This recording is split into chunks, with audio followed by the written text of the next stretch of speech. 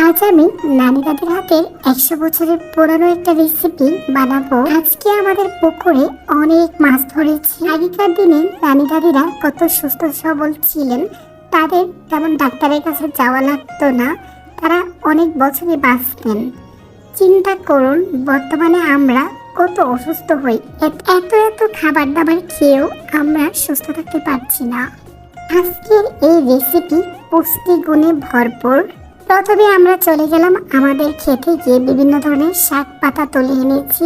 আজকে আমাদের পুকুরে যে টাটকা টাটকা মাছগুলা ধরেছি সেগুলা থেকে আমি কিছু মাছ কেটে ধুয়ে নিয়েছি, শাক পাতাগুলোকেও ভালো করে ধুয়ে নিয়েছি।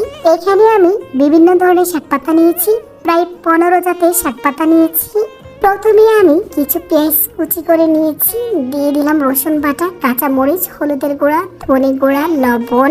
তারপর দিয়ে দিলাম কয়েকটা সিম কুচি করে, আদা মুলকি, কলমি শাক, লাউ শাক, মটকা শাক, তিতির ডগা। তারপর দিয়ে দিলাম কিছু সজনে পাতা, তেঁতুল পাতা, তেলাকুচি পাতা। তারপর দিয়ে দিলাম পুঁইশাক পাতা, কাঁটামাইলা পাতা, এমনিতে দিয়েছি কয়টা ডেঙ্গা শাক। তারপর এখানে আরো বিভিন্ন ধরনের শাক পাতা দিয়েছি, যেগুলোর নাম আমি জানি না, কিন্তু আমি চিনি যেগুলো শাক পাতা। তারপর এখানে দিয়ে দিলাম খাঁটি সরিষার তেল, আর দিয়ে দিলাম একটু সয়াবিন তেল, দিয়ে হাত দিয়ে ভালো করে এটাকে মেখে নেব। আমাদের গ্রামে বলে যত ভালো মাখা হবে ততই মজা হবে। তো আমরা ভালো করে সবগুলাকে মেখে নিচ্ছি ভালো করে, যেন এটাতে একটু পানিটা যেন বের হয়ে ওরকম ভাবে মেখে নিচ্ছি। তারপরে দিয়ে দিলাম গোড়া মাছ, এই যে দেখুন কতগুলা মাছ পাইছে। তারপরে এইগুলাকে দিয়েও ভালো করে মাখা চাকা করে নিচ্ছি, এই যে উলট পালট করে।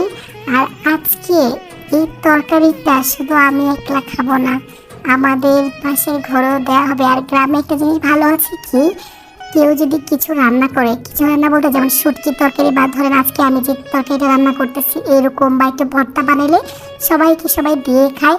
এই জিনিসটা আমার গ্রামে খুবই ভালো লাগে। তো আজকে এই যে রান্নাটা করতেছি এটাকেও কিন্তু আমি আজকে সবার ঘরে দিয়ে খাবো। তো গ্রামে এটা এখনো আছে, আমি বাড়িতে আসলে কিছু রান্না করলে সবার ঘরে দেই, আর আমার ভাবিরাও কিছু রান্না করলে আমাদেরকে দেয়। তারপরে সব ভালো করে মাখাজাকা করার পর হাত দিয়ে একটু ধুয়ে পানি দিয়ে দিলাম, দিয়ে একটু নাড়াচাড়া করে এখন এটাকে আমি মাটির চুলায় বসিয়ে দিব। মাটির চুলায় প্রথম আগুন ধরাইতে আমার যা কষ্ট হইতো, এখন আমি পারি আলহামদুলিল্লাহ। আর এদিকে আমার অরিও বসে আছে, কখন তরকারি হবে আর কখন খাবে। এইদিকে অরিওকে আম্মা ডাকতেছে ঘরে যাওয়ার জন্য, আমি ওকে বারবার বলতেছি তুমি ঘরে যাও।